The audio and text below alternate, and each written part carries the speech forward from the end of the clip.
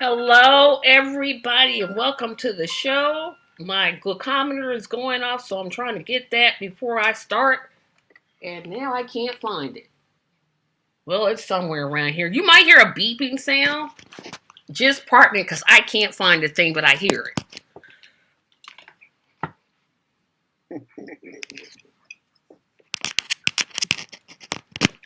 Welcome to another episode of Congratulations to 47th President of the United States, Dr. Cornel West. I am Tracy. I'm joined here by some special guests, but before I let them introduce themselves, I have, of course, I actually have two announcements at the end of the show. So if you want, you definitely want to stay tuned until the end of the show. You definitely want to stay tuned. Um, First, as always, visit the website. Visit the website where you can donate. You can still volunteer, even though the election is about 30 days away. Yeah. Uh, you Yeah, can I still think exactly. volunteer. You can learn about the platform, learn about the Truth and Justice, or the Justice for All Party. I'm going to get that name right. I never get it right, but that party that Dr. West started. Um, Learn about that. And attention to all the ladies out there in the crowd. All the ladies, I am sponsoring a virtual slumber party October the 19th at 8 p.m. Eastern Standard Time. Tickets start at $5. We're gonna have so much fun. We got a movie presentation, we got a fashion show, bingo, charades. We got just about everything except for we won't be in person, we'll be virtual. Get your ticket now. It only starts at $5, goes all the way up to $3,300, etc., etc. So we are going to get started. I will let my guests, one is returning and one is brand new. So I will let our brand new guest introduce herself first and we'll get started. Thank you so much, Tracy. So grateful to be on this pod with you. Thank you so much for having created it and supported the West campaign in this way throughout this election season. My name is Amelia. I got to work on the West campaign as a canvasser. I did a lot of canvassing. I hit that 100 signatures challenge. Got 118 signatures, not to brag. And I'm on right now the service committee, I think is the name of it. I think that might be the name of it. We haven't met in a minute, but that's been my engagement with the West campaign. It's been a wonderful experience. And which state are you from? I am in Illinois. We did. Oh, you're next door. Yeah, you're next door. Okay. You're in Indiana? You're in Indiana, yep. Cool. We are neighbors. Hey. Jose, you are next, sir. Hi, my name is Jose Camacho. I'm a big Cornel West fan from way back, before I even imagined him as a political candidate. I just admired his brain and his passion. I think this guy was born to be in this moment. One of the things, I've never been a big activist. I've just kind of been an apathetic hangers-on. Cornel West basically got me to feel I personally need to be different. I can't just be the same Jose I've ever been.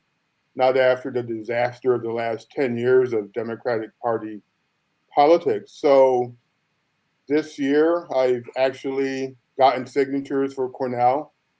And even though where we were was not the greatest place to get signatures, it was kind of necessary for me to say, okay, I'm doing something I've never done before. Was it last weekend or 2 weekends ago? My partner and I went to a protest to protest the genocide in Gaza, right in front of a naval military munitions depot. So these are things that I wouldn't have even conceived of except for Cornel being on the scene. The man is just brilliant, and I think it's about time we started picking people with actual spine and morals and ethics and intellect. So that's just me. I'm just a regular guy. The last time I was on Tracy's show, I just kind of ranted. I can't promise you much better, but I like the guy.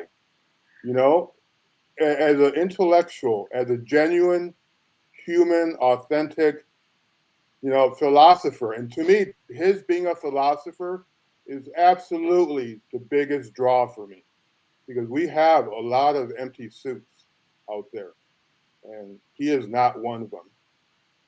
For me, the biggest draw of Cornel is I love that he asks questions, yes. And for me, it's the central, connection of love at the center of the campaign. Like being able to call myself a love warrior, I took so much pride and honor in that. And I believe that love is at the center of everything, and that he's, naming it and talking about it and talking about radical, unconditional love. I think that's the key.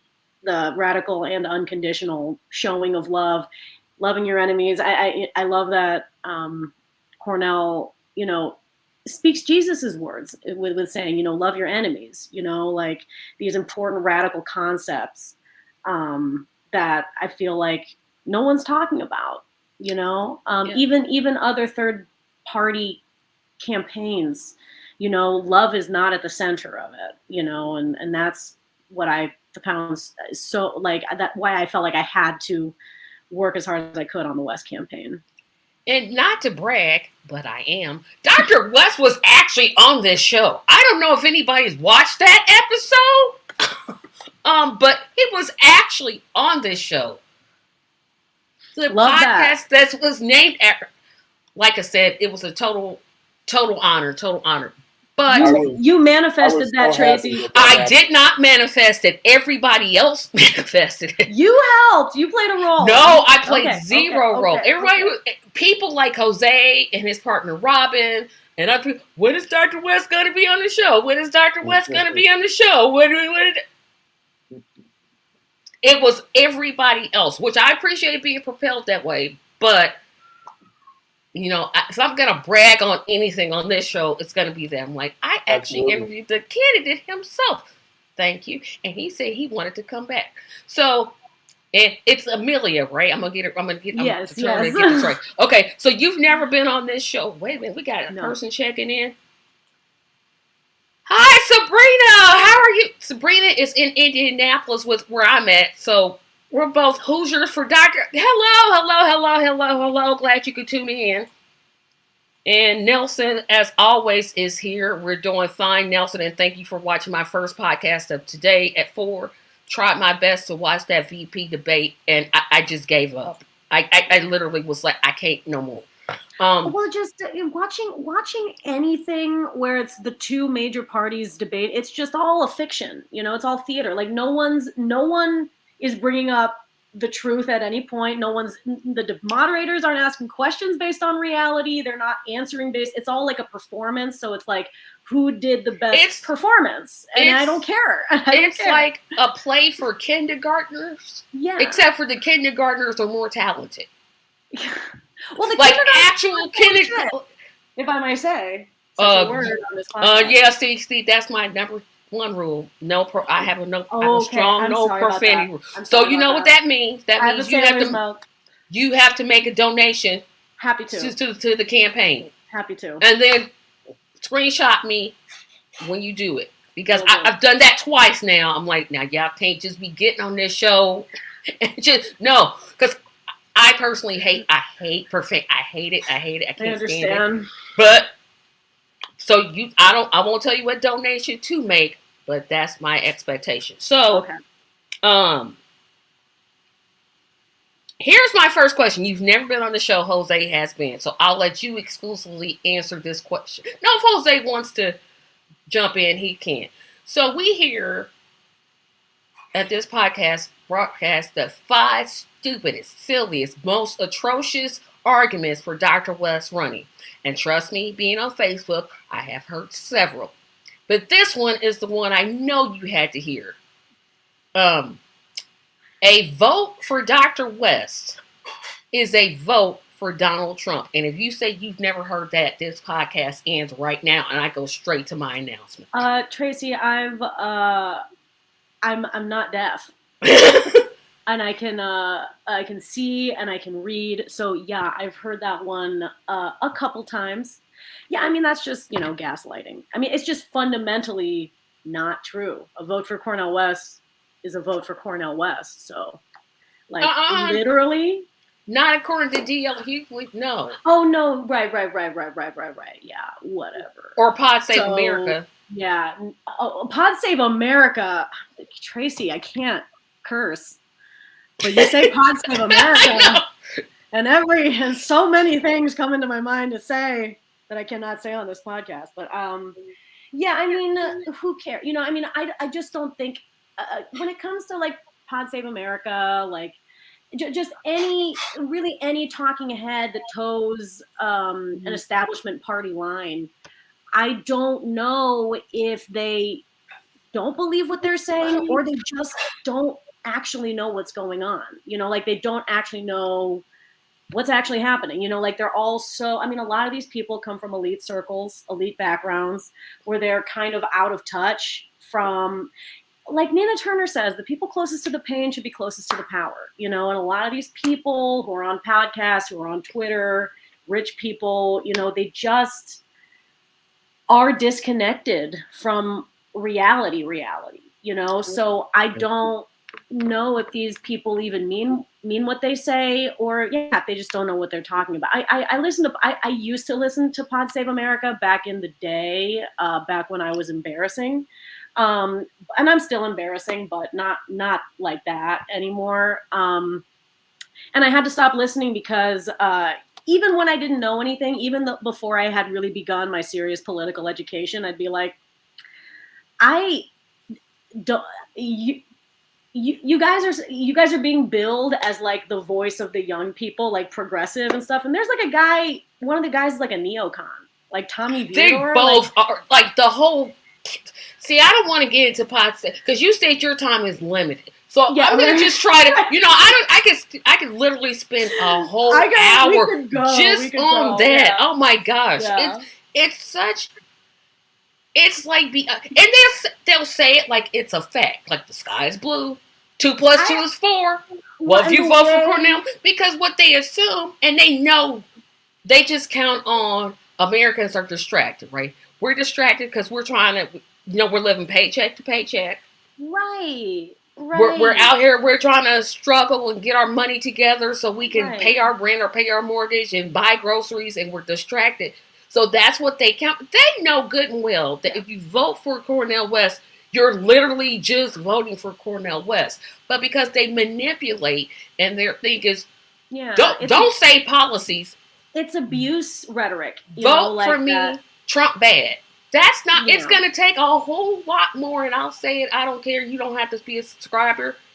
It's going to take a whole lot more than Kamala Harris being black for me to vote for. It's just going to take a whole lot more than that. And more people need to be saying that. Like, more people need to, like, acknowledge the racism at the core of the Democratic Party to voice a black person. Yeah, well, hell, they not get on that all the time. We're like, it's so racist. To foist a black person on us and go, yeah, her face means her values, right? Her skin color means her values. It's like, no, we don't want to be judged by the color of the skin. It would be different. The character is different. It'd be different. They were running somebody like Nina Turner. Right. Yeah. Right, then, obviously. I mean, she's still a Democrat, which is why you run it in the Democratic Party. You see how they did you twice. But that's a whole different show. But at least I know she's against genocide. She's for Medicare for all. She's for the things that I'm for. So at least I'd be, comparable. Nina, it's like, hello, somebody. They run a lady that literally said our military will be the most lethal.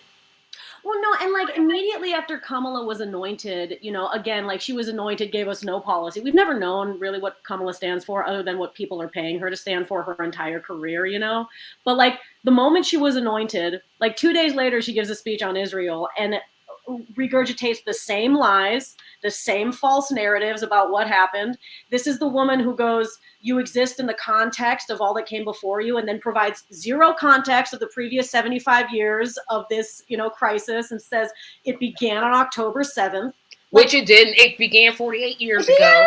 75 years ago. Yeah, 75. I'm being right. Post-World War II, I'm like, this was before World War II. Yeah, I'm being generous. I said 48. You're right. It's like 75, 76. Oh my goodness. Like generations of conflict. And Kamala exists in the context, provides no context. So, I'm so tired. I'm so tired of all the, like, as a person who owns a cat, okay, as a childless cat woman, I do want to say on a platform, an oxymoron, because how can I have a cat and be childless? You know what I'm saying? Like, that cat is. Well, I'm not a big animal lover, so that argument probably not going to be the one to make me. I see where you're going, though. I get it. So you know what? You should say childless. Human childless cat lady, okay? Because, like, be specific, because that's my son right there, okay? That's my son. I'll say that. Jose, talk about how both of us think the Democratic Party is just racist.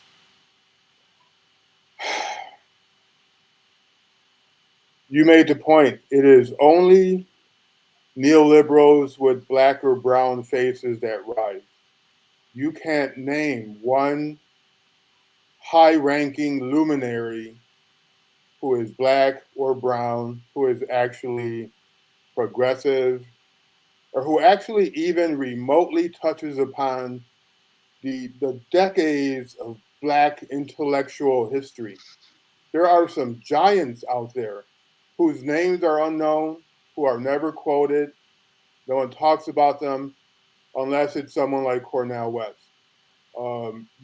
The people who seem to rise are good with theater. They present a front and image. Obama was a fantastic image, who it turned out was he just an empty orator, right? Yeah. I mean, he left. The housing crisis happened.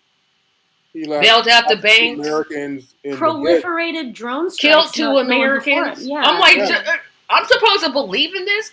Yeah, honestly, I'm putting myself on mute. Of the Affordable Care Act, the lie of the Affordable Care Act. There are two sisters, Barbara Fields. They're professors. Barbara Fields, I forget her sister's name. They came out with a book called Racecraft.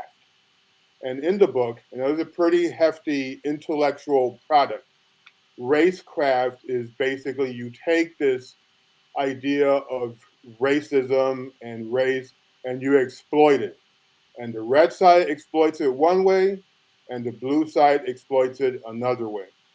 And either way, they are inherently, ironically, both racist because they refuse to look at things like poverty deaths, at things like the end results of policies, which actually kill people or actually consign them to lifespans that are 30 years less than the privileged class in the country. So they really market it. And just when you think you've seen it all, you have the DNC convention, and they're trotting out diversity and inclusivity. Yeah. And then they shut out, in the most shameless possible way, in live time, they shut out Palestinians who are actually Democratic Party activists who just want an iota of recognition as human beings, and they are shut out. And I call it a church revival. It was this big, massive rock star show that got this giant set, and these people are asking, actually, they were asking for weeks to be included in the convention and just let us have a Palestinian speaker. And the words were already submitted to the party, right? So the words, I forget the young lady's name, that were going to be expressed at the convention as a Democratic Party member were heartbreakingly tame. There was nothing radical. Right. There was nothing embarrassing. It was it kind of broke me. I couldn't believe how How are you shocked? I don't mean to cut you Right. off, but how are you Right. shocked? This I is what have the Democratic Right. Party does. They I have co- a confession. I have a confession.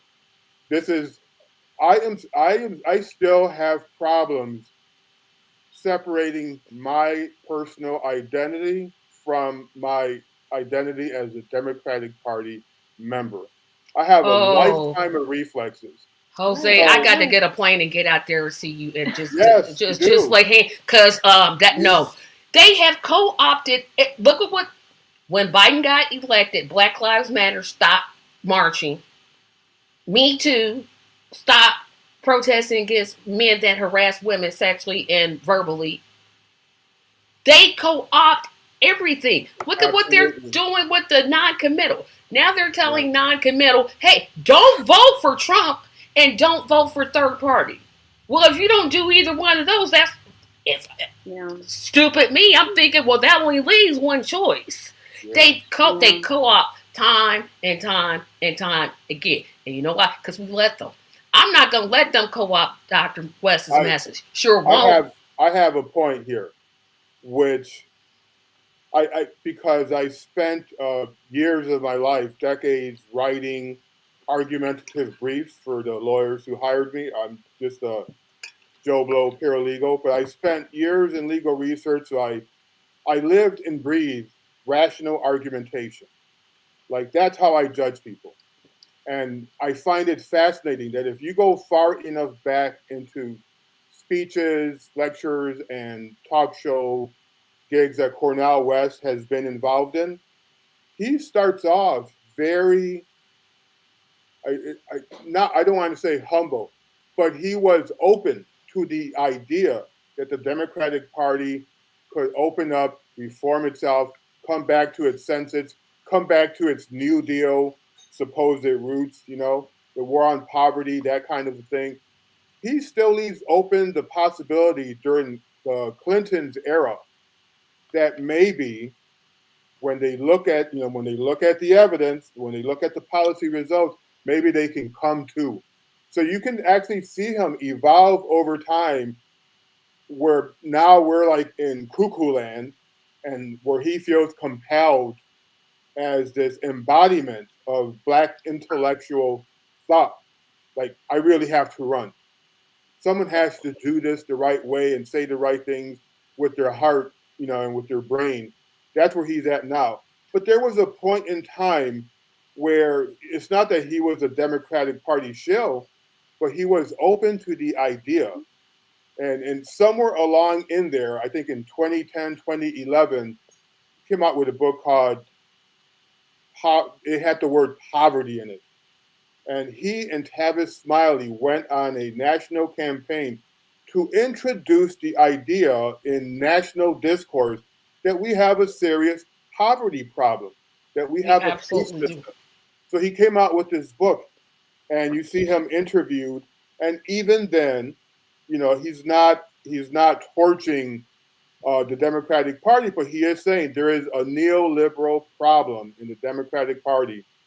At one point, he gets involved in a clash of sorts with Ta-Nehisi Coates because Ta-Nehisi is kind of beholding to Obama. He describes Obama as a hero, as he equates Obama with Malcolm X, things like that. A And lot of Cornell, people felt Wait a that minute, though. hold on. So I'm sorry to interrupt. He equates him with who? You didn't say Malcolm. I know you didn't say Malcolm. sorry, a lot of people were fooled by Obama. I mean, he was really yes, convincing. I mean, really extremely Malcolm convincing. X. But I would say, Look, Ta-Nehisi Coates has a book now called The Message. And what I love about that is that he is a darling of the neoliberal crowd back in the day. Now he's come to his senses and he realized Jim Crow exists in Israel. What's happening in Israel now is what I went through as a kid, as a young black man in America. So people are losing their minds because I think the neoliberals feel a bit betrayed by Ta-Nehisi. But Cornell used to criticize Ta-Nehisi as too too much of a lightweight when it came to neoliberals like Obama. And at one point, Cornel criticized Ta-Nehisi because Ta-Nehisi said something like he equated Obama as like picking up the legacy of Malcolm X, which sounds completely bizarre. Like, He could have almost gotten, no, he couldn't have gotten away with Dr. Malcolm X. Malcolm, take by any means necessary Malcolm X. That Malcolm X. The one that had the pistol in his gun and said, I dare you to come at me. That Malcolm? Yes, sorry. See, let me just move on to my next point. Because, see, I don't want to stay a whole hour. See, this is what's wrong with America. Our corporate lamestream media lets folk get away with stuff like that. Yeah. They won't broadcast alternative voices. Nope. It's all about, you got to agree with what everybody says. So point number 2, because I'm like, I can't with these people. Point number 2 is probably the one that makes me as mad as I can be. And I asked Dr. West this, and he gave, because he was on my show, he gave what I thought was a brilliant answer. Now is not the time for Dr. West to run. Oh, is that the question? Yes, that's the statement that people say. He shouldn't concentrate on 2024. He should perhaps look to 2028. Now, here comes my argument before I let you answer. Here comes 2028. 99. I got $100 that says they put it out till 2032. Yeah, I mean, and then when 2032 gets here, it's 36, and then it's 40, and then it's 22. Time. Yeah, they say that every time. It's another, gaslighty argument, because I mean, first of all, that's anti-democracy. We have a big problem with the fact that there's only two viable political parties in our country, and the tents are way too big. The Democratic Party should be like 5 different parties minimum, so like the concept that anyone should not run is messed up. Like, really, as many people should run as want to. We need more voices from more places in our nation to speak and have platforms. The problem is that the corporations run the duopoly, but it's really just one party, and it's a corporate party. And it's like Ralph Nader said, it's like it's one corporate 2-headed monster, and one head is blue and one head is red, but it's funded by the exact same corporations. Two sides of the same coin. I want to, before I let Jose speak, I got to answer this question. Hello, Michael Pan. So you said you donated to Dr. West. Thank you. How do you join my show live? You send me an email. My email, and I could give it out because I do know how to block people. It is Tracy, TRACY, M as in Michael, CARSON 74 @gmail.com. If you are serious about being a guest on this show, I actually have a slot open, I believe, next week. I'm almost certain I have a slot open next week. So if you're serious about that, you can put in an email, but I thought I better answer that question before I forget about it. But you're exactly right. It's like the worst case of gaslight. It's like it's like you're playing a football game and they keep moving the goalposts. It's like, wait a minute, I can't kick it through because you keep moving it.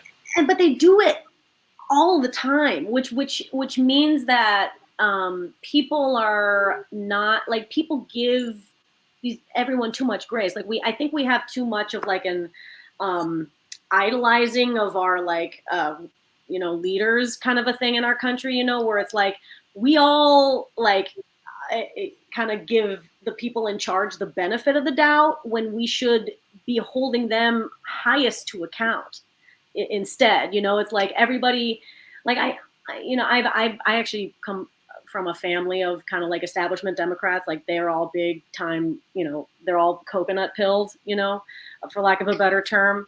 And, when I try to say anything negative about, Nancy Pelosi or Hillary Clinton, there's like this element that I am being disrespectful for talking about, leaders, and imagining the worst of them. And I'm like, I didn't get this way for no reason. It's in my, comparatively short life, these people have never stood by a damn thing they've ever said, and nothing that they say even makes sense to me. Like, a lot of like the things that establishment politicians say, that if you hold it up to even a bit of kind of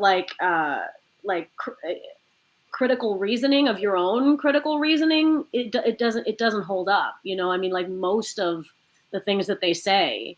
And I just finally got to a place where I was just like, I think they're all full of poop. Thank you, because I was gonna say, like, that's another donation. I didn't say it. I want to get to my next one before I take a sidetrack. So this one, I try not to call people stupid, and I really do. But when you act like stupid, you talk like stupid, I have no other choice but to call what you're saying stupid. So here it goes. If you vote for Dr. West, that means Trump wins. Well, let me backtrack. I deplore genocide. I don't think that what the Biden administration is doing in terms of Gaza is right. However, voting for Dr. West, who wouldn't fund any more money to Gaza, who wouldn't fund more money to Israel, more money to Israel to support genocide. If I vote for Dr. West, that means Trump will win, and the situation in Palestine will be even worse. I guarantee somebody said some foolishness like that, and I almost cussed, and I don't like profanity. Well, so I wanna just quickly say my answer to this talking point, which is that I don't think people in general are stupid. What I know is that there are so many for-profit systems of misinformation that exist in our society, that are regurgitated by the leaders we're supposed to trust, the news anchors we're supposed to trust, so many news organizations spouting corporate narratives all over and over. You have to do your own work to find information that is accurate, and they're not readily available. Like, you have to dig, to find your independent media sources, independent journalists, so and beyond that, so we have these like crazy powerful like systems of misinformation just churning out nonsense all the time, and then at the same time we have a woefully inadequate education system in our country that is that people cannot access due to its for-profit nature as well. Even public institutions are out of people's price range, so not only are people not having access to education, but there are also, incredibly powerful like systems of misinformation that work 24 hours a day churning out nonsense. So everybody in our nation has a right to have absolutely terrible takes. It's an information breakdown. It's not like people are allowed to not have any idea what's actually going on, and it's not because they're stupid. And that helps me, because then I'm like, yeah, that makes sense. It's not that everyone's an idiot. If you can actually reason with them and educate them and provide like a safe, loving space to bring people in, like Cornel West does so well, I believe that people can be brought over to the other side. The issue is with our cancel culture, people are shamed, and so much is on the line for being wrong. So everybody has bad information, and they're terrified of being wrong. So like, I think that's what's at the heart of the issue, and why we get terrible takes like this about like, things that are like, again, you submit any one of the statements that you brought to us, Tracy, to even the slightest bit of scrutiny, if you use your own reasoning for 2 seconds, it doesn't hold up. But so many people are raised not to think for themselves, to internalize whatever Wolf Blitzer is telling them, Rachel Maddow is telling them, the leaders themselves, Kamala Harris, Joe Biden when he can speak, it's just there's so many reasons, really good reasons why people have no idea what's actually happening. Jose. She, Emilia expressed it perfectly. My issue, I guess, if I had to boil it down, is that any public discourse, any discussion of politics in this country, I feel right off the bat, people have to say propaganda, disinformation. We are all swimming in it. We are drowning in it.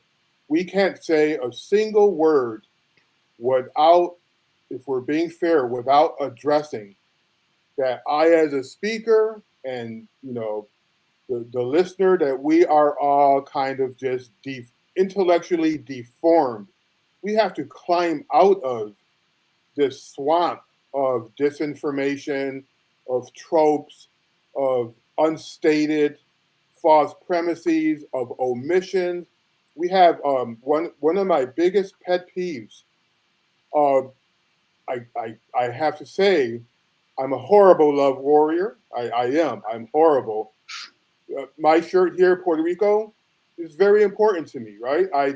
These are the people I come from. The U.S. has a colony, and it's always been not about democracy. So when Joe Biden makes this extremely explicit, precise promise to the disabled of Puerto Rico, who have poverty way worse than, say, Mississippi, Joe Biden promises to reverse a Trump appeal that's going to institutionalize discrimination against disabled Puerto Ricans. He does this. He cites to the case on his campaign website. He becomes president, and he just takes the Trump argument and carries it over on a silver platter to SCOTUS, which then does the predictable thing, and they in fact do institutionalize discrimination against disabled Puerto Ricans. They cannot apply for SSI disability benefits the way other Americans can. So this is big news to me. And I don't hear, after this SCOTUS decision, I don't hear a peep from anyone. So I go to my circle, and they are all professionals. Even though I'm a schmuck in a t-shirt, the people who pay me are all multimillionaire attorneys, they're physicians. This is a circle, we're in the legal field. These are the people I work with. So I go to each of them over the course of the next year, and I say, what are we going to do? What can you believe this happened? And I got not one of my old Democratic Party friends to even give me two sentences about it. They were uninterested. They felt so obligated to their Democratic Party identity, their allegiance, that I was asked, well, you're not going to make much about this, are you? Because it would hurt the party. It would do this. No one would actually confront what kind of degenerate do we have in office where he can take the votes of Democratic Party voters, the poorest of the poor in this country, and they're disabled, and this includes children with cerebral palsy, in a colony where it can take a year just to see a doctor, right? This Puerto Rico is a catastrophe of U.S. making. So I really could not get anyone to talk about it or care about it. So here's my breaking point: is that you have intellectuals out there, you have historians out there. The one that I can't stand is Heather Cox Richardson, which, if you go to her website, you will see the unending accolades that all these Democratic Party neoliberals, she's like Jesus Christ. Everyone bows to her and they're thankful to her for deconstructing, the Trump years, and they think that they're the resistance because they're against Trump. And Heather Cox never, ever, she's a white feminist, a corporate feminist. She never, ever talks about what the Democratic Party has done to the disabled in Puerto Rico, what they did to the Haitians. She never talks about the fact that starting from the Clinton era, the Democratic Party became a gaslighting party where out of their mouth they say pretty words about diversity and black and brown people, but in fact their policies are actually killing them. Yeah, and didn't Obama like deport more immigrants than anyone before Yeah, him? he sure did. Yeah, but I'm gonna yeah. quote Kamala Harris. I'm speaking. Oh, what Kamala Harris has ended up doing is what the Clintons did back in the early 90s. She has turned, as bad as the Democratic Party is, she has actually just made another hard right turn.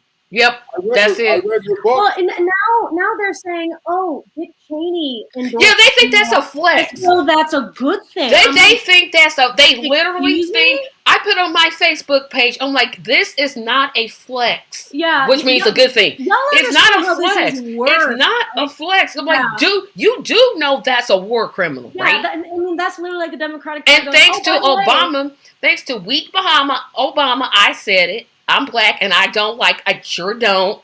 Call me the C word. Call me a sellout. Call me an Uncle Tom. Call me an Oreo. Call me whatever you want. He's still the worst president in my lifetime. I'm not taking it back. Don't care. You don't gotta like me. If it wasn't for Obama saying we have to move forward, all you had to do was prosecute Bush and Cheney. That's literally all you had to do. But nope. Yeah. Before I move to my next one, go ahead. And I'm going to move to some comments I see in the comments section. I just want to say something quickly. You know, as a white woman who was raised privileged, I'm from Los Angeles. I grew up in private. I went to private schools growing up. The education breakdown begins immediately because we were taught fake history. You know, I mean, like I remember the way I was taught growing up was this sense that Martin Luther King solved racism. Okay, that there was only one genocide ever happened, and it was the Holocaust, and it's never going to happen again. It was like never again. The Holocaust, never again. We're never going to. And I was taught there was a sense no genocide has ever happened before or since, and racism was solved. And the world now kind of is perfect, you know, like that. As a privileged person, that's how I was raised. I had to go out and learn that it was all lies, you know, and it was embarrassing for me as a white person of privilege to have to recognize how privileged I am, to recognize that the world that I live in is not what I thought it was. And not a lot of people have the experiences that I got to have to realize just what the world actually is. But this is where you get your pod save bros, you know, this is where you get your Heather Cox Richardsons who think that the Democratic Party is the party of good, you know, saying Joe Biden versus Trump, Trump is a racist, Joe Biden is not. Meanwhile, Joe Biden is the architect of the 1994 crime bill, was like a sycophant to Strom Thurmond, is a racist. He literally said he didn't want his children to go to school with black children. He said it out of his mouth. What are people? I'm like, dude is racist. No, he's not. He picked Kamala. But we've been educated, especially privileged white people are educated to stay in their bubble. You know, we're taught fake history. You know, I remember photos of Thanksgiving, you know, the concept of Thanksgiving that we and the Native Americans were friends, you know, no, I don't think the word, you know, genocide of the natives was in a single history book of mine. You know, it was manifest destiny, a good thing, you know, a powerful thing, you know? Yeah. They taught them how to cook and hunt, but then they later killed them. I learned that. Thank goodness my parents were radical black in that sense. It's I never grew up believing that. They're up in heaven now, but yeah, thank them, because I'm that's just being black in America, I guess. We've got a ton of comments out here, guys. I got to get to them. So Nelson says, isn't it funny how they used to feel like being religious is a positive thing to have as a candidate? Now that Dr. Cornel West shows up deep in religious beliefs, all of a sudden, it's not good. Yeah, I noticed that too. Let me go down to the next comment. Yeah, she was. Yeah. Also, remember the Kamala wasn't challenged. They haven't had a primary since Clinton. Who was out here challenging Bill Clinton? I mean, the Democrats shut down the primary process this election season. I mean, even though they were faced with a massive undecided contingent, the people were telling them the whole time, "Hey, give us a choice. Give us a choice. Nope, give us a they choice. didn't want him. They told, and then they people were want like, it. "Well, yeah, you got to do that." Oh, people just okay. The candidate for president by the Democratic Party. Let's see. Sabrina says, "I will never forget how they treated Bernie, who ended up selling out." But Who sold out though, dude? You know, I mean, like he gave Biden his support, asking for nothing. Didn't ask for anything. You know, and nothing. Thank that you. was so disillusioning. You know, and Loves. Oh, I'm all sorry. the Go ahead. all I'm the sorry. money Bernie took, the tens of millions of dollars he took from people, Hundreds of millions. hundreds of millions of Like dollars hundreds of millions. that he took, and he didn't ask for anything in exchange for his support. Shame. That's why I call him sellout Sanders. I don't even call him Brown. I'm like, you sell. Shame. Love JJ1814. Welcome. Thank you, because I've never seen you on this show, so hopefully you enjoy it. Yes, exhausting. It says you have to go after the truth. Michael says Democrats talk a good game, but they don't walk a good game. It's like when someone wants to end a relationship with her boyfriend, but she does not want to hurt his feelings. Yeah. Not saying the truth. Yeah. Oh, this one. Mika said not too long ago, they, meaning MSM, tells us what to think. Yes. Yeah. Michael says, but I just went to that one. I'm not going to read that one. Don't get Tracy angry again. Because many people voted for Kamala are actually not voting for her, but they are voting against Trump. If you don't do that, vote for Dr. Cornel West. If you're going to vote against Kamala, okay, that's fine. You don't want her, I don't want her. Then just push that vote over to Dr. Cornel West, who actually wants to end genocide. I feel like people have been so brainwashed about their own vote. You know, I mean, so many people want, like, more than half of America, far more than half of America want universal health care. There's only third-party candidates support universal health care. Everyone in the country has been brainwashed into thinking that no one who actually supports what they believe in can win, so they have to vote for someone that they don't believe in.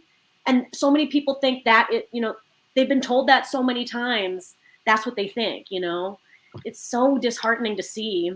Yeah. I'm just getting to these. I'm just getting to Barack Obama, Kamala Harris, Bill Clinton, and the entire Democratic opposition. Yes, here the one. Oh, here the one. Here the one. Here the one. Here the one. Because this one, I'm about to go off. Sit back, put yourself on mute, because I'm going. Barack Obama, Kamala Harris, Bill Clinton, and the entire Democratic Party opposes. I want everybody black to hear what I'm saying. Opposes a cash payout for reparations for Black Americans. Y'all tell me why y'all still vote for them. I don't get it. I'm literally like, because they're brainwashed, Tracy. They're brainwashed. That's not an excuse anymore. I'm like, no. I mean, that's what's. I mean, my parents watch mainstream media. My parents are MSNBC pilled. You know, that TV is on 24 hours in their house. Gosh, They sleep and it's on with the volume on. So as they're sleeping, they're hearing it. You know, and they play the same stories over and over again. You know, like they're really brainwashed. People are brainwashed. Michael says, y'all keep coming in with these comments because this helps us on the algorithm, right? Because I'm going to, So Malcolm X said, if you stick a knife in my back 9 inches and pull it out 6 inches, there's no Telling y'all, Malcolm was straight up telling the truth there. Here's something else people don't know. The Democratic Party was created by the KKK, but see, I'm not one to, just like go down that road. I don't want to go down that road, but, he said it, not me. Love JJ 1814 said, I didn't say it. I agree with it, though. Malcolm X said the progress is healing and healing the wound that blow made, and they won't even admit the knife is in there. Ain't that the truth? Here's one that a lot of people on the left say when they criticize Dr. West. And I specifically asked him this question when he was on my podcast. And I'll ask you too. So, Dr. West why should we vote for Dr. West? When He started out with the Moving for White People's Party. Yes, that's what I called it, a Moving for White People's Party. That's what I'm going to keep on calling it. I didn't call it that way because, Dr. West was there, so I didn't want to get down that line, but that's what they are. Then he moved to the Green Party. Then he became an independent, and now he's with the Justice. He establishes the Justice for All Party. If he can't make up his mind in which party to run for, that's not what happened. I mean, okay, so Cornel West is an open, loving man, and he wanted to work with whoever he could work with. He got to each party, he saw the apparatus, he decided if it was good or bad for his camp. I mean, this is what I imagine happened, that he went to this place, it wasn't suiting his needs. He went to another party to see if it was functional or not. It wasn't working for him. Then he went to, we're trying to build like a sustainable third party apparatus for the future. It doesn't exist yet. So people are trying things and seeing what works. I mean, this is what I'm imagining this is how I would operate, just being okay, what are you offering? Let's see if this can work. What are you offering? Let's see if this can work. I don't see it as a bad thing that he was bouncing from place to place, seeing where would work. I don't either, but I'm going to let Jose answer this one too, because I think he has a similar answer, but since I don't speak for Jose, I'll let Jose speak for himself. To the same question Emilia just answered, yeah, I agree. This is a new thing. I think he was compelled to jump in. So everything this is an emergency. This is an existential moment in our history. Cornel West is not a young kid. He's been talking about all the root causes that has brought us to this moment. He knows Biden's history. He knows the Democratic Party history. At one time in his life, there was a possibility for that party to maybe get out of its course. They haven't. Our politics right now are literally insane and delusional. And I think it was probably out of just, I don't want to violate your cursing rule, but it was a holy S moment that he personally, as a man of integrity, had to do something. So and that doing something, I'm sure there is an improvisational element to it because all of this is new. Yeah, we have jazz, baby. Politics, they are so debased that we have to do something. Yeah. I am probably one of the biggest apathetic Democratic Party people around, and my profession was about logical thought, and I was still brainwashed. I was still apathetic. So I don't think anything that has happened to Cornel during his campaign is really surprising because we're doing whatever we can. Well, with whatever tools we have available. Here's where my interjection pushback comes. I'm here to say it. I'll say it, and basically, I don't care if the Green Party gets mad about it. I wish I could believe what you all just said. I do. I really want to believe we're all working together because we want to destroy the duopoly. However, some of the actions of particularly Jill Stein have really bothered me in her criticism of Dr. West. I mean, really bothered me. And I don't know where that's coming from. That's how I feel about kind of all third party candidates who are fighting. It's like, guys, we all we need to work together. We gotta work. We're all on the same team. We're not the establishment. Why are you tearing? Why are we tearing each other down? We work together. Let's build our coalitions. We're all so much on the same page. When you're talking about third parties, why are we infighting? I mean, she criticized him for things like taking money from Mr. Can I talk about that? I'll let you talk about it in a second. Because basically, I told Dr. what I would have taken it, told him to kiss my black behind, and been like, thank you and very much. That's TRAC, no EY. That's me. Dr. West returned the money. Oh, but that looks bad. You know what looks bad? You running for president 4 times and can't get 1% of the vote. Yeah. Don't make me, because I will go there and I won't apologize. Now you can make go. People are going to make bad faith arguments about people that actually stand for something. You could do so. I'm tired of people basing their actions on what people are going to say, because if you're fighting for justice, someone's going to say some nonsense, and whatever, sticks and stones, baby. You know what I'm saying? And like when it comes to Harlan Crow, like, yeah, if some billionaire would like to give me many thousands of dollars so I can be a louder leftist, I'm gonna take that money. I'm taking it. I'm taking it, and I'm gonna run with it. Yeah. It's $3,300. Meanwhile, the Harris campaign has $20 million in dark money. Where it comes, we don't even know who's giving it. You talking about $3,300 would be my mortgage payment, my car payment, all my utilities, and I would still have some left. Are we serious? Oh, well, they should have taken the money, and it looks. You know what? I wish he had held on to the money. I wish Cornel hadn't stood back on that, because, like, I know why he did it, kind of, because I was like, nah, you should have took it. Everybody was yelling about it. Yeah, and I'm like, nah, don't be doing that. But I'm like, take it. If you're gonna give me a black woman money and you don't like what, I'm taking it. I'm gonna take it and I'm gonna use it against you. Mm-hmm. And it's not like he's out here like, okay, now this person gave $3,000. Okay, I'm gonna take that one, but I'm not gonna take that. That's not the way campaigns work. I mean, she criticized him from that to the way he ran his campaign. And keep in mind, she's the one that got him in the race. She sought him out. He didn't seek her out. Mm-hmm. Yeah. The Green Party approached Dr. West. Dr. West did not approach the Green Party. Make me.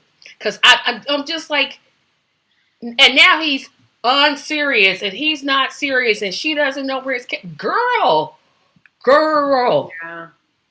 I mean, he's a better orator than Jill, and I think he's a better. She's not sincere. I said it. Yeah. I said it. I don't care. Just like me, Green Party, I literally don't care anymore. Yeah, this is the one I'm trying to show my anger, because I'm like, first of all, you're criticizing the wrong person, right? You should be like, here is Trump bad. Mm-hmm. Yeah. That's who you need to see. That's who you need to be at. Yeah.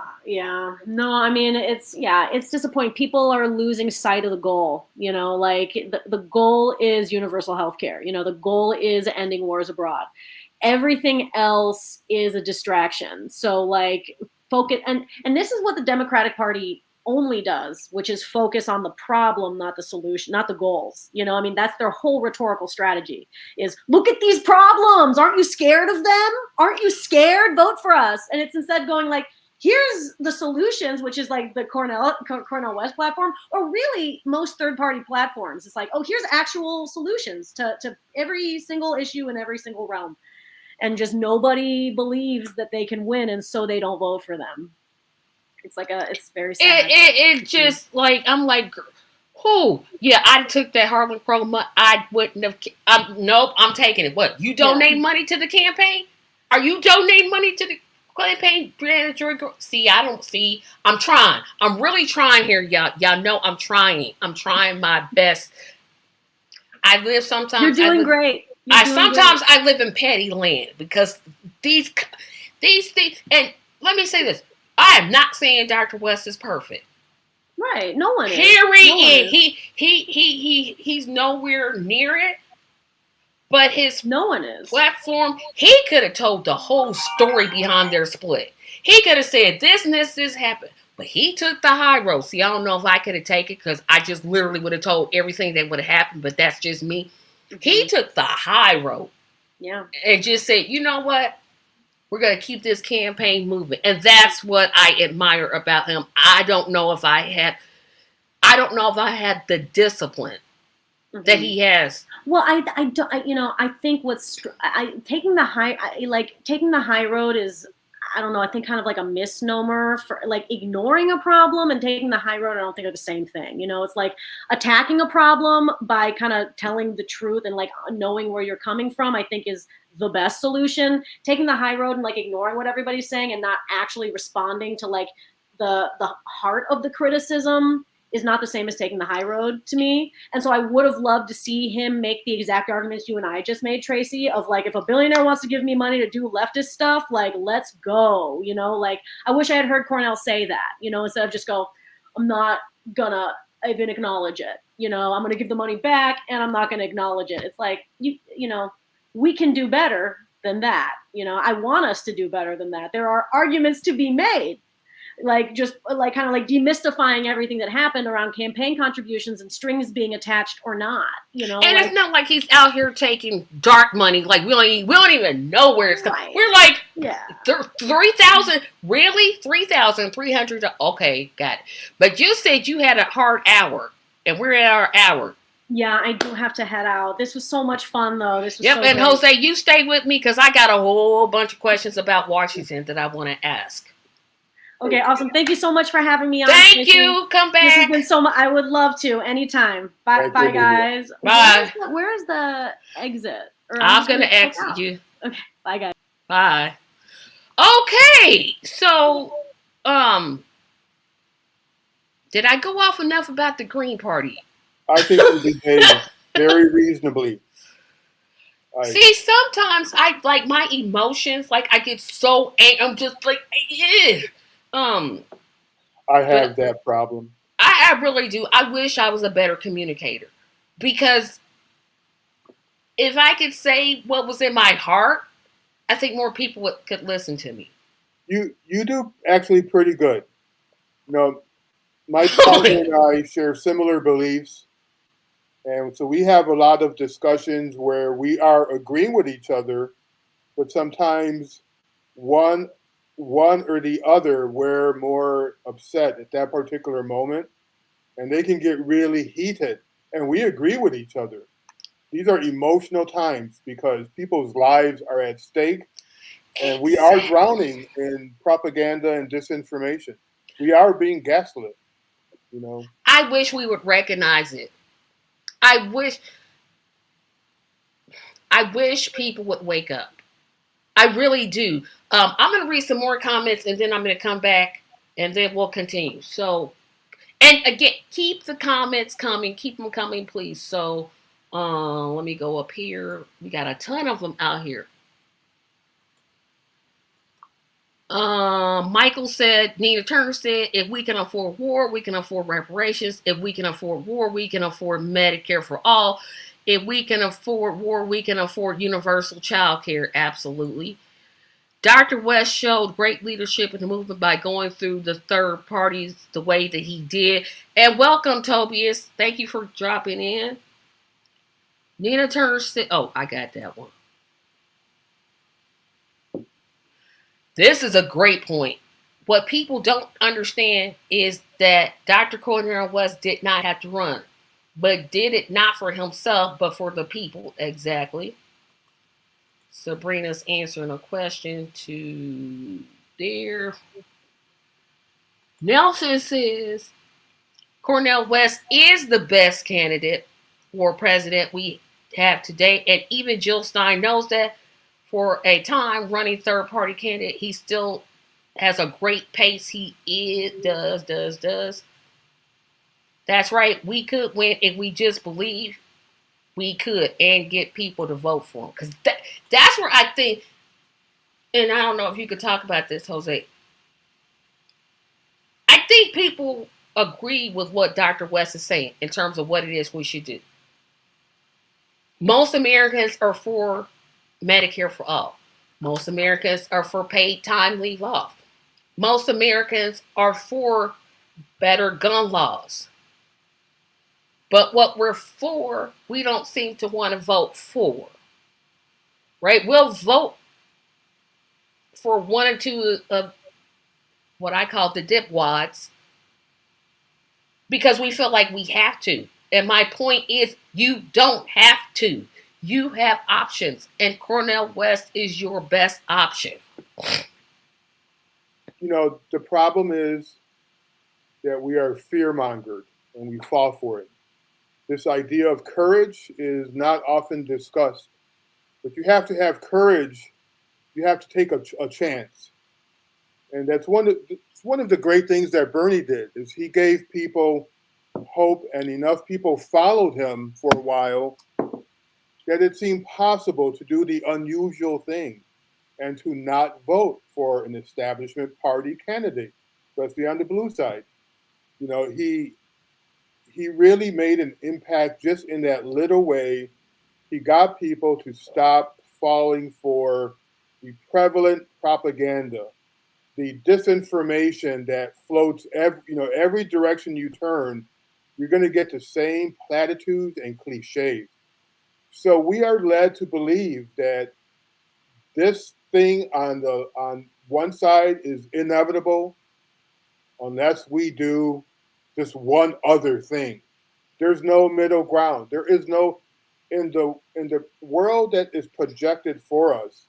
We are led to believe that a vote for Cornell is a vote for Trump. And what if we just all actually voted our convictions? We voted with courage, and we voted in favor of someone who his entire life, he has his life literally in multiple books, right? This is a very consistent voice, a very rational voice. I consider Cornell a conservative because he comes from the traditions of Western philosophy and Christian, you know, what does he call it? There's a word he used, the prophetic vision. It's a humane value. It's that we just can't talk about the truth. We have to live it. We've got to embrace our fellow man. We have to stand for justice. These are not radical notions. These are very conservative. Really, I believe most people, if they sat down with Cornell and he was just himself, they would be all for him. The problem is that when you turn on the TV, when you scroll on these streaming services, the pundits, all the news people, we keep getting the same message. There's this concept called the illusory effect. If the message is constant and it's the same, we absorb it. So we have been brainwashed to not believe in ourselves, to not believe in our own convictions. You know, if people had more courage, we wouldn't have a red degenerate versus a blue degenerate, and that's what these guys are. The problem is we are not practicing democracy. We are not practicing democratic values when we allow demagogues to just say the same thing, the same corny cliches over and over again, and then we absorb it. And suddenly we lose our courage and we can't vote for someone who is obviously authentic and who obviously makes sense, right? We are literally living in the middle of a Holocaust, and both parties are telling us it's not a big deal. I looked it up. I looked up what a 2,000-pound bomb is worth, and it's like 21,000 to $36,000 is what one of these 2,000-pound bombs is worth. So we have like these F-15 jet fighters equipped with these American bombs versus tents, versus people living in tents. And this is not madness to us. We have both Kamala and Biden with their very calm faces telling us we support their right to defend themselves, and they're killing babies in tents. It's insane. And I think that's actually why Cornell just felt like, I got to do something. And I'm glad he's in this historical moment so that maybe eventually people will realize there are people out there who have something to say, who are legit. We don't have to settle for this crazy, degenerate, polity that we're living in. We don't. It's time for a change. Yep, Um, you know, absolutely. You are you so know, right. Go I, ahead. every once in a while, something is said by Kamala or Biden, and it takes me right back to the 80s and 90s. And that's where we are. We're so ahistorical. We don't pay attention to history. Mm-mm. We live in the moment because we're all panicking. Kamala now has a slogan, a new path forward. That's pretty much what Clinton said when Clinton abandoned the New Deal coalition and decided to become a Republican, but using the same language of diversity and all that. Kamala's taking a page out of his book. She's turning hard right. Now Kamala is bragging about having a border policy that's tougher than Trump's. But if you read her book from 2019, she's speaking a completely different tune. I mean, is she to be? She literally. This is what I'll say, because I have a lot of vote blue no matter anywho's. They won't comment because they know I'll just block them. But they watch. You know she's phony. Like, she was for Medicare for all, now she's against it. She was against fracking, now she's for it. You tell me what one policy that she has kept her entire time in politics. I don't know of it. And I don't even want to. And here's the other thing I have a problem with. Anytime you criticize Kamala, oh, well, that means you're for Trump. No. Trump is just as terrible. I mean, this is the man that literally said, "Hey, I want to be a dictator." You think I want that? You actually think because I'm voting for Cornel West, I want Trump in office? It's not my fault that I'm not voting for the Democratic Party. It's the Democratic Party's fault that I'm not voting for Democrats. Yes. And before you answer, I got to talk about this. I had it up for a while. I want everybody to mark their calendars. Mark your calendars for December the 14th, 2024 for the Duopoly Awards. We're going to be honoring the worst. I mean the worst. Dishonoring the worst. I'll talk more about it at the end of the show, but I just want to make sure I get this announcement in because we're running way past time, but that's okay because it's so many important things to talk about. But mark your calendars, December the 14th, this channel, 6 o'clock p.m. Eastern Standard Time. Go ahead, Jose. Sorry to interrupt, but I wanted to make sure I got that right. I lost my train of thought and I wrote down your date. It just boggles my mind that no one is saying, even if you're a loyal Democratic Party person, it's breathtaking how empty Kamala is. I mean, she is utterly empty. Empty. That's exactly what it is. I'm like, okay, what? Who are you?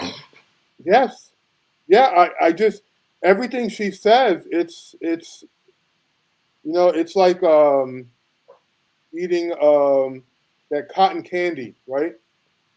Yes. She has no substance. I see your actor with people, and I'm like, is she in a play? Is she just acting? Oh my gosh, you literally just said it. That's it. I could never put my finger. I'm like, something ain't right about her. I did. Oh my gosh, Jose, you just put your finger on it. I feel like I wish Americans had long ago taken had a reckoning with themselves about why we fall for image. What happened to this idea of skepticism and scrutiny? Obama was a fantastic orator and speaker. He was cool. He looked hip.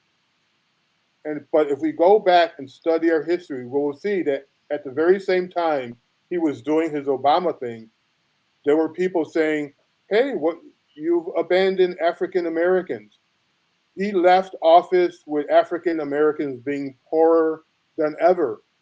He was responsible because of his housing policies for Black wealth taking a hit that it really has never recovered from. And no one talks about that. And so he's a neoliberal. Eventually, he actually admitted, "I'm a new Democrat," meaning he wasn't the progressive. He was a Republican. Assumed he was, right? He was a neoliberal. Oh, I just call them Republicans. Yes. I'm like, literally. Yes. I got something to say to Marlon. I didn't mean to cut you off again, but Marlon, you haven't had me on your show in a long time for me to say this because you already know I'm not. The day I vote for a Democrat, it's going to be along with, it's going to take a whole, it's like a laundry list of things they have to do to get me to vote for. It's not going to happen. You know, I know that I hope Kamala loses. Because on election day, because I'm already predicted on one of my other podcasts, she's going to lose, and I outline why. I'm going to laugh because I'm so sick of people. If you just going to vote for genocide, I think that's a bad idea. You aren't even demanding that it stops. You aren't saying, you know what? Why don't you not send them money anymore? Nope, you're just okay with it. This lady literally said with her own mouth, I'm not going to do anything for Black Americans. And I'm supposed to go vote for her? I'm supposed to go to the polls and vote for somebody against my best interest. Make it make sense. It doesn't. It's emptiness, like I said. How can you? The idea that we're in a caste system, that we still have our 1% oligarchy problem. That's the world we live in. This is not a just society. This is not what the New Deal was supposed to be headed towards. Every Democratic Party administration has absolutely thrown poor people under the bus. They have. Absolutely. And there was no and this is what I really admire about the West Abdullah campaign. They mentioned poor people. They actually mentioned a plan that would work for poor people. I don't think I heard the word poor at the DNC convention at all. I didn't hear the word poor. I didn't hear the word black. I didn't hear the word eliminate poverty. I didn't hear any of that. Yeah. But I know I heard it. I know I've heard Dr. West talk about it. I know that if I go to CornelWest2024.com and go to platforms, there's an actual plan to end poverty in America. Yeah. And you can promise to build 3 million houses, which you won't do. Because basically, I'm still waiting on my $2,000 stimulus check, which I haven't gotten. I'm like, you owe me at least $85,000. Like, if I look at what you're giving corporations and what I paid in taxes, yeah, you owe me at least maybe 85, 100,000, somewhere in between there. But if you want change and you're serious about wanting change, you know what we have stinks. You know we have a terrible system, and it's not going to change until you change the way you vote. It's not going to. We have to stop being scared. Oh, I'm gonna stop being scared. But Michael asked you a question.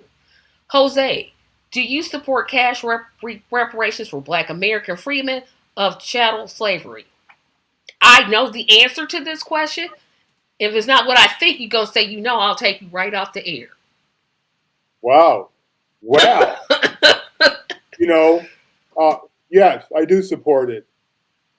There was a time where, and I've gone the full spectrum from being apolitical to being apathetic, but assuming that the Democratic Party was on the right side, to like, holy crap, we're in deep trouble, right? There was a time where that wouldn't have even been on my radar, right? And I would say, I remember Bernie Sanders being asked this question, and he was, a big wishy-washy wet rag about it. He said we needed a study. Don't they all say that? What? I don't need a study to. I'm not going to go there. I'm just going to let you answer the question. I'm not even going to go there. Here's the thing. The basic idea for me, as a person who values being rational and being based in facts and history, the idea of accountability, the idea of justice, the idea of problem solving, these are very fundamental to democracy. So when someone who comes from a demographic that has been treated horribly, and we see the consequences at every point in our history, including today, we see those consequences. The pandemic happened. Guess who was hit the hardest during the pandemic? There's a reason why. We've never fixed ourselves. We never had an accounting. We've never admitted we had to do something.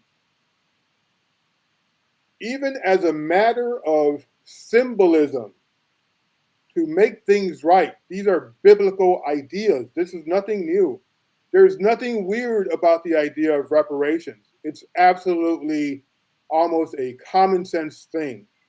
So when that word is mentioned and people kind of recoil, that's like a lifelong of privilege, gaslighting, and propaganda. There is no reason why reparations shouldn't be discussed like it's it's an inevitability, right? In order for us to do right as a country, that should be accomplished. Like so Yep, many things. Um, absolutely. And Michael also says, well, I'll just flash his comments here. We need a sovereign wealth fund where we can get monthly dividends from the federal government. Bernie Sanders' response to reparations question was irritated and condescending. It was very condescending because yeah, he voted for reparation for Holocaust survivor descendants. yeah, Um, yeah, so when it's black, it doesn't matter. yeah, And keep in mind this, and I'll say this about Bernie: I don't care if anybody likes it or doesn't like it. Literally, y'all know I don't care. There's only one president that Bernie actually protested against while he was in office, and that was Obama. Of all the evil stuff that he says Trump did, he never staged any kind of protest against Trump. yeah, None. But he did yeah, against Obama, and I yeah, wonder why. And I keep saying that. And it's just one of those ones that I'm glad that Dr. West isn't a sellout like Bernie is. He's not going to sell out. He's not going to say, "Hey, I'm psych." Oh yeah, no, he's not going to do that. He's not going to uh, sell out his own values for political expediency. He's going to say what's right and do what's right. Now I don't know, Jose, if you want to stick around for this last announcement I have. Remember, everybody that's female, the slumber party is October the 19th at 8 o'clock p.m. Eastern Standard Time. Is way up there at the beginning, but I'm going to talk about it because we don't have a lot of registration. So if you are female, make show your face in the space. Um, Tickets start at $5. But there's another announcement that I have that's kind of bigger. Wait a minute. This one, and then I'll get to the announcement. Bernie Sanders needs to go because he's not willing to fight hard for universal and targeted policies for Americans. He's fighting too hard for Kamala Harris. He fought even harder for Joe Biden, called him his friend. But again, when I had Dr. West on the show, I asked everyone a question. And I said, hey, should this podcast continue into 2025? And I went back and forth and I said, you know what? I'm going to let my audience decide. And overwhelmingly, everyone said yes. So I'm going to share my screen and share the announcement just so you all can see it. So I'm going to share my screen.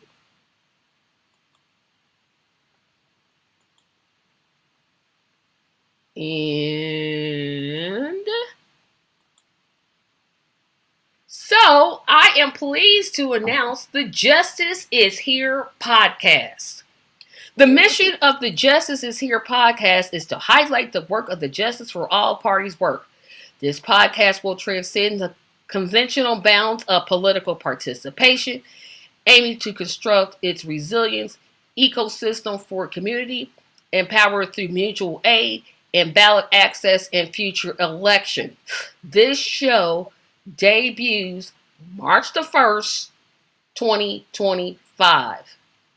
That is the announcement that this podcast will be now as of March the 1st, 2025, called Justice is Here. I will talk about my need for guests later, but I've been holding that for like 2 weeks because I've really been in deep thought about what it is that we can do to keep this moving. Because, as Dr. West says, this is a moment in a movement. And hopefully this podcast will be a leap to keep that movement going forward. Um, Good. so I wanted to just announce that, and I hope everybody will be able to participate. So remember 3 big things: Slumber Party October the 19th, 2024. The Duopoly Awards, which I will have the ballot done, I'm hoping by tomorrow. Um, that will be December the 14th. And March 1st, 2025 will be the Justice is Here podcast. Very excited about it.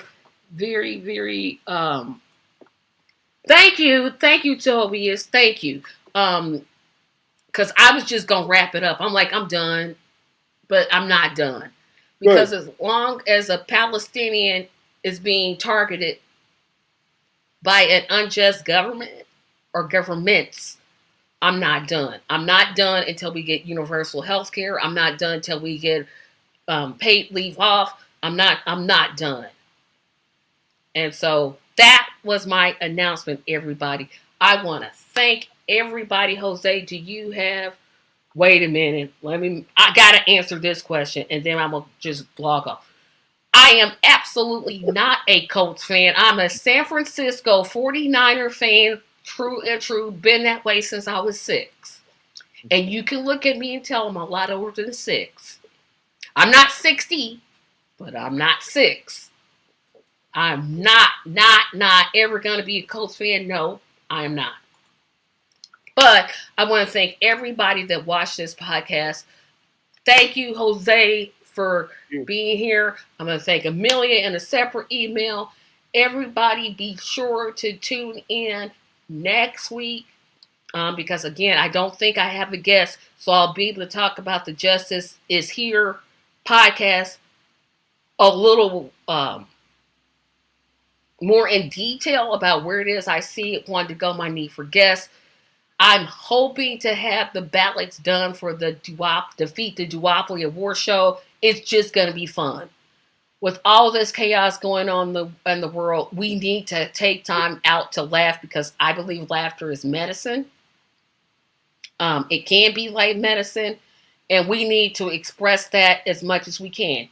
We live in serious times, but we can't let those serious times get us into a depressive state where we're just ready to give up. We're ready to throw in the towel. We can't do that. So I'm using this to kind of bring some levity into the discussion.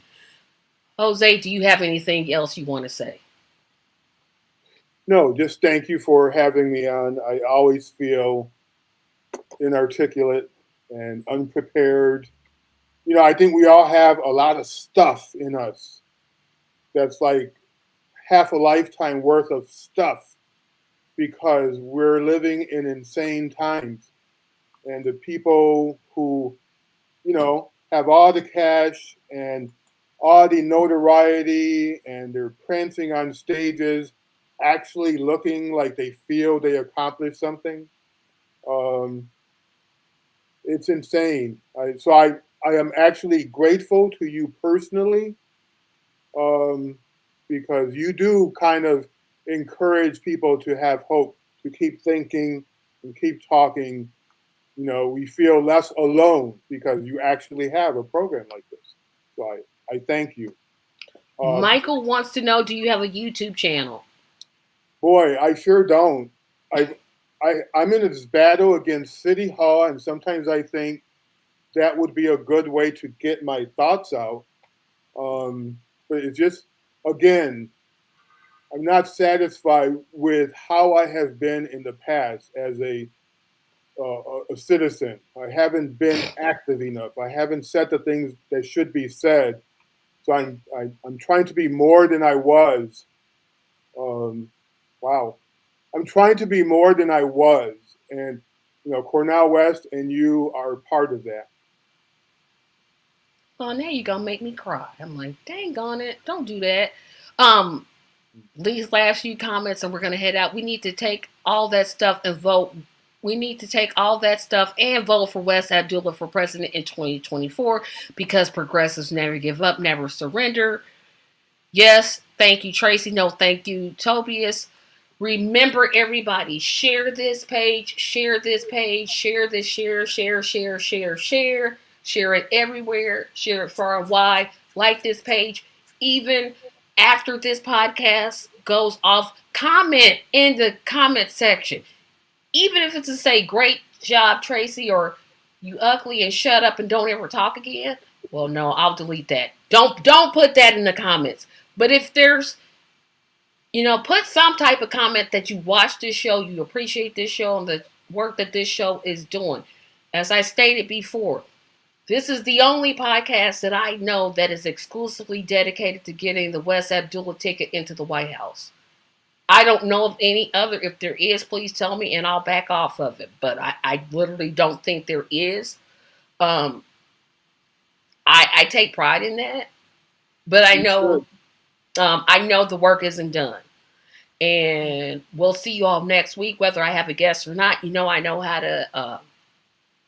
to be adjustable if we do and adjustable if we don't. I'm going to take us down, play our outro. We're going to see you when we see you. And have a great week and watch our outro.